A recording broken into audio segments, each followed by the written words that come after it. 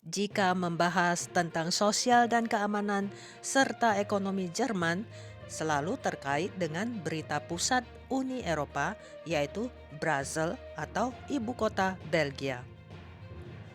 Bagi penonton baru, saya Monica, hidup di Jerman. Terima kasih Anda sudah mau klik video ini untuk ditonton. Alangkah senangnya saya jika Anda mau berlangganan juga. Terima kasih.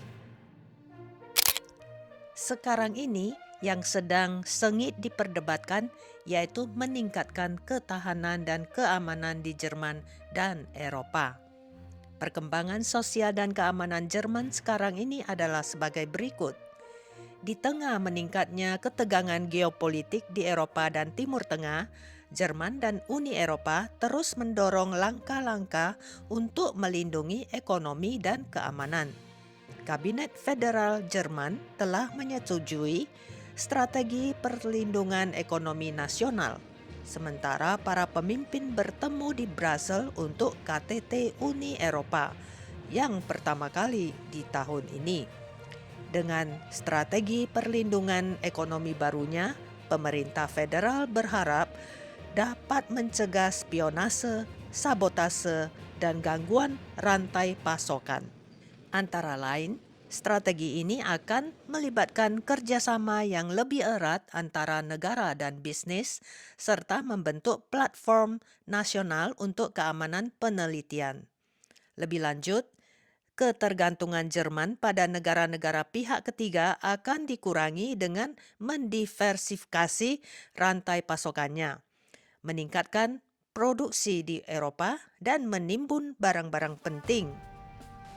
Pada saat yang sama, para pemimpin Uni Eropa di Brasil membahas konsekuensi kebijakan luar negeri dan keamanan dari konflik internasional. Salah satu isu utama adalah bagaimana Uni Eropa dapat berkontribusi untuk meredakan perang Iran. Dalam konteks ini, kemungkinan dampak pada arus pengungsi dan harga energi juga akan dibahas.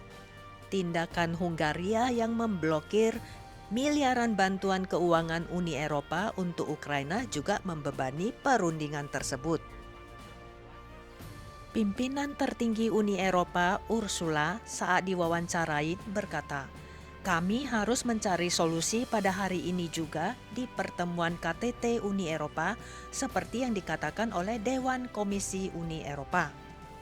Dan Kanselir Jerman, Merz, dalam pidatonya, "Saya sangat senang lebih dari 20 anggota negara Uni Eropa telah menandatangani surat yang akan saya ajukan ke Presiden Komisi yang menyatakan kita harus menyertakan isu kompetitif industri Uni Eropa secara intensif dan ini sangat diperlukan secara darurat saat ini untuk segera bertindak." Uns klar vor Augen. Und ich habe das gestern auch in meiner Regierungserklärung in Berlin so gesagt. Europa wird sich in dieser Welt nur behaupten können, wenn es selbst wirtschaftlich stark wird und auch verteidigungsfähig Sekarang wird. saya beralih ke berita terkini tentang ekonomi Jerman. Sentimen umum di kalangan ekonom adalah pemulihan yang hati-hati untuk tahun 2026. Sementara tahun 2025 berakhir sebagai tahun pertumbuhan mendekati nol. Dan per Maret 2026, ekonomi Jerman berada dalam fase pemulihan yang rapuh. Setelah periode stagnasi yang berkepanjangan dan resesi ringan, label The Sick Man of Europe, negara sakit Eropa, mulai terkikis oleh kembalinya pertumbuhan yang moderat meskipun masih terdapat hambatan struktural yang signifikan. Kondisi ekonomi saat ini dapat disimpulkan sebagai pergeseran dari kontraksi menuju ekspansi yang dipimpin oleh kebijakan fiskal. Mulai tahun 2026 dan seterusnya, kebijakan fiskal ekspansif jelas akan mendukung pertumbuhan ekonomi di Jerman. Dampak kumulatif keseluruhan dari pengeluaran pemerintah tambahan untuk pertahanan dan infrastruktur diperkirakan akan berkontribusi sebesar 1,3 poin persentase terhadap pertumbuhan PDB pada tahun 2028. Data terbaru dari Bundesbank, Ifo Institute, dan Goldman Sachs menyoroti pemulihan bertahap perekonomian. Pemulihan pada tahun 2026 sebagian besar ditopang oleh faktor internal daripada mesin ekspor tradisional. Bagaimana dengan kebijakan fiskal ekspansifnya? Ayo lanjut tonton terus dan jangan kemana-mana jika Anda tidak ingin terlompat informasi penting penyebab jatuhnya perekonomian Jerman. Pemerintah Jerman telah beralih ke peningkatan pengeluaran publik, investasi besar-besaran di bidang pertahanan atau Sondervermögen, dan infrastruktur hijau memberikan stimulus utama untuk pemulihan tahun 2026. Sedangkan di bidang kenaikan upah real, gambarannya seperti ini.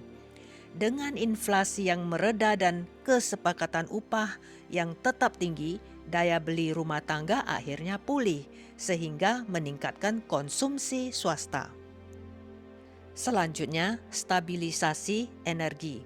Meskipun terjadi lonjakan sementara di awal tahun akibat ketegangan geopolitik atau krisis Teluk, harga energi secara umum cenderung lebih rendah dibandingkan dengan guncangan tahun 2022 sampai 24, sehingga membantu produksi industri. Namun, meskipun ekonomi tumbuh, pertumbuhannya jauh di bawah rata-rata historisnya. Faktor-faktor terkait tentu saja mencakup: pertama, hambatan ekspor. Manufaktur Jerman terus berjuang menghadapi persaingan dari Tiongkok dan pergeseran pola perdagangan global. Kebijakan tarif baru Amerika Serikat juga telah menambah efek penghambat pada ekspor Jerman. Kedua, debat rem utang. Defisit fiskal yang melebar diperkirakan mencapai 3,7% atau lebih tinggi telah memicu perdebatan politik yang sengit mengenai Schuldenbremse atau rem utang, karena pemerintah menyeimbangkan kebutuhan investasi dengan batasan pengeluaran konstitusional. Dan terakhir, kekurangan tenaga kerja. Terlepas dari angka pengangguran yang stagnan, kekurangan tenaga kerja terampil yang kronis tetap menjadi hambatan bagi potensi pertumbuhan jangka panjang, yang menurut perkiraan para ahli hanya sebesar 0,4% hingga 0,5% per tahun tanpa reformasi besar. Jadi, sebagai rangkuman, Jerman kemungkinan besar telah melewati masa sulit, meninggalkan resesi 3 tahun di belakang. Namun, pemulihan ini bersifat siklikal dan bukan struktural. Negara ini sangat bergantung pada stimulus pemerintah untuk mengimbangi melemahnya posisi daya saing global di industri inti seperti otomotif dan permesinan. Para pemirsa tercinta, jika Anda tertarik untuk mengetahui kinerja industri otomotif Jerman atau tren harga energi saat ini, tekan subscribe dan hidupkan lonceng notifikasi. Juga jangan lupa jempol ke atas, komentar berita apa saja yang Anda ingin dengarkan, dan terakhir, yang sangat penting, bagikan video ini. Terima kasih. Kita bertemu kembali di video berikutnya.